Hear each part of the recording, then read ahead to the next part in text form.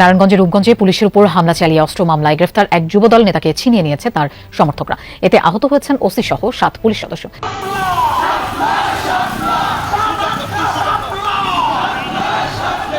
মানে ওই সময় তারা অতিমাত্রায় ছাত্রলীগ সাজার জন্য এমন কোনো হীন কাজ নেই তারা করতো না, সেটা হেলমেট পরে হোক কিংবা গণরুম বা গেস্ট রুমে নির্যাতন নিপীড়নের মধ্যে হোক।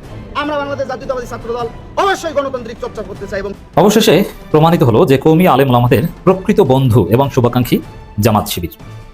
দর্শক, আমি কথা বলছি 5 মে। এটা বললেই আমাদের সবার মানসপটে ভেসে আছে 2013 সালের সেই 5 মে। কওমি আলেম ওলামা এবং এদেশে তৌহিদি জনতার উপর শেখ হাসিনা বাহিনী ভয়াবহ গণহত্যা চালিয়েছে। কিন্তু ইতিহাস কতটা নির্মম এবং নিষ্ঠুর দেখেন। যাদের উপর গণহত্যা চালানো হয়েছে হেফাজতের উপর, হ্যাঁ, এখানে জামাত শিবির অনেক হত্যার শিকার হয়েছে। জামাত শিবির হেফাজতকে বাঁচাতে ঢাল হিসাবে ছিল, জীবন দিয়েছে। তখন উপস্থিত অনেক হেফাজত নেতাকর্মী কওমি আলেম ওলামাদের, হাজারো কওমি আলেম ওলামাদের পারসেপশন পরিবর্তন হয়ে গেছিল, ভুল ভেঙে গেছিল। তারা জামাত শিবিরকে গালি দিতে অভ্যস্ত, কিন্তু তাদের বাঁচাতে জামাত শিবির যেরকম গুলির সামনে নিজেদেরকে সঁপে দিয়েছে, যেভাবে ঢাল হিসাবে দাঁড়িয়েছে, সেটা দেখে অনেক কওমি আলেম ওলামাদের সাথে কথা হয়েছে যে জামাত শিবিরের নামও শুনতে পারে না মওদুদিবাদ, তখন থেকে বলা শুরু করেছে যে আমাদের জামাত শিবিরের ভাইরা, এই শব্দ ব্যবহার করা শুরু করেছে। আমাদের আস্তানা পাকিস্তানের সৈনিকেরা।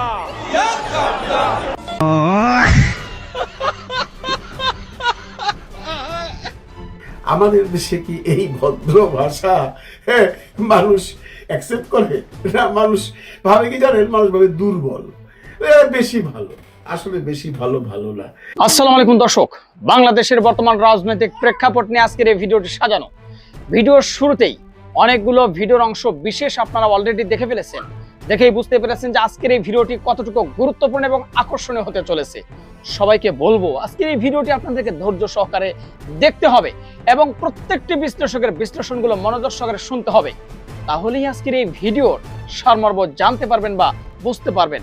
তো চলুন তাহলে কথা না বাড়াই, একটা লাইক দিয়ে সবগুলো ভিডিওর বিস্তারিত আলোচনাগুলো শুনে আসি। অবশেষে প্রমাণিত হলো যে কওমি আলেম ওলামাদের প্রকৃত বন্ধু এবং শুভাকাঙ্ক্ষী জামাত শিবির। দর্শক, আমি কথা বলছি 5 মে। এটা বললেই আমাদের সবার মানসপটে ভেসে আছে 2013 সালের সেই 5 মে। কওমি আলেম ওলামা এবং এদেশে তৌহিদি জনতার উপর শেখ হাসিনা বাহিনী ভয়াবহ গণহত্যা চালিয়েছিল। কিন্তু ইতিহাস কতটা নির্মম এবং নিষ্ঠুর দেখেন। যাদের উপর গণহত্যা চালানো হয়েছে হেফাজতের উপর, হ্যাঁ, এখানে জামাত শিবির অনেক হত্যার শিকার হয়েছে। জামাত শিবির হেফাজতকে বাঁচাতে ঢাল হিসাবে ছিল, জীবন দিয়েছে। তখন উপস্থিত অনেক হেফাজত নেতাকর্মী কওমি আলেম ওলামাদের, হাজারো কওমি আলেম ওলামাদের পারসেপশন পরিবর্তন হয়ে গেছিল, ভুল ভেঙে গেছিল। তারা জামাত শিবিরকে গালি দিতে অভ্যস্ত, কিন্তু তাদের বাঁচাতে জামাত শিবির যেরকম গুলির সামনে নিজেদেরকে সঁপে দিয়েছে, যেভাবে ঢাল হিসাবে দাঁড়িয়েছে, সেটা দেখে অনেক কওমি আলেম ওলামাদের সাথে কথা হয়েছে যে জামাত শিবিরের নামও শুনতে পারে না মওদুদিবাদ, তখন থেকে বলা শুরু করেছে যে আমাদের জামাত শিবিরের ভাইরা, এই শব্দ ব্যবহার করা শুরু করেছে। দর্শক, তারপরে হত্যাকাণ্ডের ঘটনা, গণহত্যার ঘটনা ঘটেছে। কিন্তু একটা পর্যায়ে এসে সে হেফাজত শেখ হাসিনাকে কওমি জননী উপাধি দিল এবং শেখ হাসিনার সাথে আহমদ শফি মিটিং করলো। খুব ডলাডলি সম্পর্ক আপনারা দেখেছেন। এমনকি একটা পর্যায়ে হেফাজত আওয়ামী লীগ 200 বছর ক্ষমতায় থাকলেও সমস্যা নেই এই কথা বলে ফেললো। আওয়ামী লীগ হেফাজতকে ম্যানেজ করে ফেলেছে, গণহত্যাও চালিয়েছে, আবার হেফাজতকে কবজাও করেছে। হেফাজত চুপছে গেছে। তখন হেফাজত হয়েছিল হেফাজতে আওয়ামী লীগ, হেফাজতের নাম ছিল হেফাজতে ইসলাম, কিন্তু আমরা তখন বলতাম যে এটা হেফাজতে আওয়ামী লীগ। তো দর্শক, এবং এই হেফাজতকে জামাত শিবিরের বিরুদ্ধে ব্যবহার করতো শেখ হাসিনা। যখনই শেখ হাসিনা বা ডিজিএফআই জামাতের বিরুদ্ধে ফতোয়া দিতে বলতো, অথবা কোনো একটা ইস্যু ধামাচাপা দেওয়ার জন্য ধর্মীয় অঙ্গনে একটু বিতর্ক সৃষ্টি করে দেওয়া দরকার পড়তো, হেফাজতের কাউকে দিয়ে একটা ফতোয়া দিয়ে দেওয়ার ব্যবস্থা করতো। এক পর্যায়ে হাসিনা গেল। হাসিনা যাওয়ার পর দেখেন যে হেফাজতের কাছে, কওমি কোনো সংগঠনের কাছে বা তাদের কোনো ডিপ স্টাডি নাই 5 মের গণহত্যার বিষয়ে, কোনো তালিকা নাই, অথবা বিচার চাওয়ার বিষয়ে তাদের কোনো সিরিয়াসনেস নাই, মামলা এগুলো নিয়েও তাদের কোনো জল ভূমিকা ছিল না। জামাত শিবিরের লোকজন, জামাতপন্থী আইনজীবীরা, তারা ধরে মামলার ব্যবস্থা করেছে, ট্রাইব্যুনালে মামলা হয়েছে এবং তদন্ত কাজে প্রসিকিউশন টিম থেকে শুরু করে যারা সাক্ষী হিসাবে ভূমিকা পালন করবে, সব জায়গায় জামাত শিবিরের লোকজন খুব সিরিয়াস ভূমিকা পালন করছে। ইউনূস গেল, বিএনপি সরকার আসলো, এখনো হেফাজতের বিরুদ্ধে সেই গণহত্যার প্রতিবাদে সবচেয়ে সোচ্চার জামাত এবং শিবির। দেখেন, এই যে 5 মে চলছে, হেফাজত নিজেদের কোনো জমকালো অথবা চোখ ধাঁধানো আকর্ষণীয় কোনো কর্মসূচি দেখেন না। হ্যাঁ, বিএনপি এখানে ইসেন্সিয়াল, যে বিএনপি 5 মের গণহত্যার বিচার করতে চায় এবং করছে, তদন্ত করছে, এবং তারেক রহমান বারবার বলছে ইটস ট্রু, বাট তারা তো সরকার। কিন্তু সরকার বাইরে জামাত শিবিরের ভূমিকা দেখেন, বিচারের জন্য চাপ প্রয়োগ করছে, বিচার দাবি করছে এবং মানুষকে ভুলতে দিচ্ছে না। হেফাজত বা কওমি ভিত্তিক কোনো সংগঠনের আকর্ষণীয় কোনো কার্যক্রম দেখলাম না 5 মে উপলক্ষে, কিন্তু আছে জামাতের শিবিরের ছেলেরা নানান প্ল্যাকার্ড এবং নানানভাবে এটা রিমেম্বার করার চেষ্টা করছে। ডাকসু শিবির, ঢাকা বিশ্ববিদ্যালয় 5 মে শাপলা চত্বরে গণহত্যার বিষয়ে কোনো বিশেষ আয়োজন হবে এটা অকল্পনীয় ছিল। অথচ সেই ঢাকা বিশ্ববিদ্যালয়ের ডাকসু শাপলা চত্বরে গণহত্যার বিষয়ে মানুষকে সচেতন করছে, সবাইকে দেখাচ্ছে, প্রদর্শনী এবং আরো নানান কর্মসূচি শিবির আছে। হেফাজত ইটসেলফ তাদের চাইতে জামাত শিবিরের কর্মসূচি বেশি। তো এ থেকে প্রমাণিত হয় যে হেফাজতের, দেখেন এখানে রাজনৈতিক হেফাজত বা রাজনৈতিক কৌমি অনেক আছে, পলিটিক্যাল কৌমি, যেমন জমিয়ত উলামা ইসলাম, তাদের একটা রাজনৈতিক স্বার্থ আছে। চরমোনাই সেমি কৌমি ভিত্তিক দল, তাদের একটা নিজস্ব স্বার্থ আছে। কিন্তু যারা নিরীহ কৌমি, যাদের কোনো রাজনৈতিক দল নাই, এদের একটা বিরাট অংশ কিন্তু হেফাজতের কর্মসূচিতে এসে জীবন দিয়েছে। তাদের খোঁজ খবর কিন্তু কেউ রাখে না, জমিয়তে রাখে না, চরমোনাই রাখে না, এবং রাখার সামর্থ্যও নাই। কিন্তু জামাত শিবির কিন্তু তাদের খোঁজ খবর রাখে। আপনি খোঁজ নেন, হেফাজতের যারা নিহত হয়েছে, জামাত শিবির যাদেরকে আইডেন্টিফাই করতে পেরেছে, তাদের পাশে দাঁড়িয়েছে, তাদের পরিবারের খোঁজ খবর নিয়েছে, অনেকের পরিবারের দায়িত্ব নিয়েছে। তো এই জন্যে পলিটিক্যাল কৌমি আলেমুলামা যারা, তাদের ঊর্ধ্বে উঠে একদম সাধারণ কৌমি আলেমুলামা, যাদের কোনো রাজনৈতিক বিশেষ পক্ষপাত নাই, যাদের উদ্দেশ্য হচ্ছে দিন চর্চা করা, এলেম চর্চা করা, দাওয়াতি কাজ করা, তাদের কাছে, তাদের জন্য জামাত শিবির হচ্ছে প্রকৃত বন্ধু এবং শুভাকাঙ্ক্ষী। কারণ এই ধরনের নন পলিটিক্যাল, যেমন চরমোনাই কেউ নিহত হলে চরমোনাই তাদেরকে স্মরণ করে, জমিয়তের কেউ নিহত হলে জমিয়ত স্মরণ করে এবং তাদের পরিবারের দায়িত্ব নেওয়ার চেষ্টা করে, যদিও এটা তাদের পক্ষে সম্ভব না, কারণ এগুলো হচ্ছে অনেকটা ফকিন্নি মার্কা সংগঠন। তাদের দল করতে যে কেউ নিহত হলে তাদের পরিবারের দায়িত্ব নেবে, এটা তারা পারে না।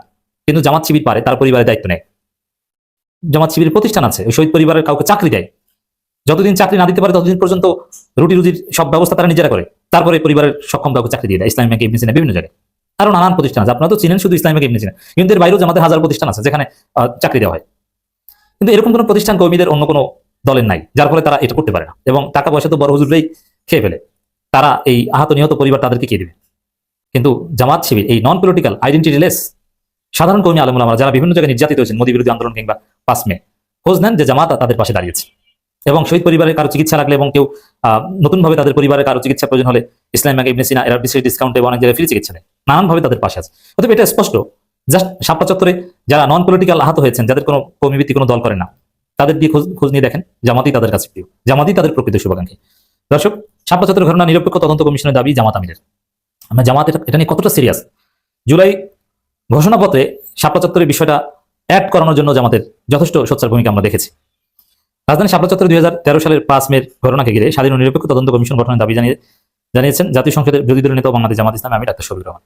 অনেক বড় বড় রাজনৈতিক দলের এই বিষয়ে মনেই নেই যে আজকে 5 মে, এমনকি হেফাজতের আমির মহিবুল্লাহ বাবুসিদ্দিক হুজুর তারও মনে আছে কিনা সন্দেহ আছে।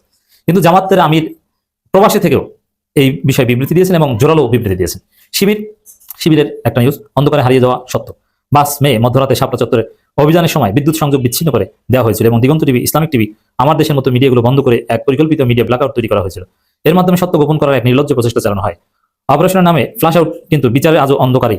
গত 1 দশকও এই ঘটনার কোনো বিচারিক তদন্ত হয়নি। উল্টো নিরপরাধ বিক্ষোভকারীদের উপর 83টি মামলায় প্রায় 88,000 জনকে অভিযুক্ত করা হয়েছে, যার মধ্যে 84 এর বেশি মানুষ অজ্ঞাতনামা। 85% মৃত্যুর কারণ ছিল বুলেটের আঘাত। প্রায় 1,55,000 তাজা গুলি। আর অন্ধকার রাতের এই নির্মম ইতিহাস বলা কি সম্ভব? সত্যের সন্ধানে এবং ন্যায় বিচারের দাবিতে আমরা এই ফটোকার্ড সিরিজ শিবির ফটোকার্ড তৈরি করেছে, আর অনেক কিছু করেছে। এর মানে 5 মে শাপলা চত্বরের ঘটনা নিয়ে কিছু জানতে চাইলে আপনাকে জামাত শিবিরের দ্বারস্থ হতে হবে, অন্য কেউ জানাতে পারে না। এবং 5 মে কর্মীদের পাশে দাঁড়িয়েছে জামাত শিবির।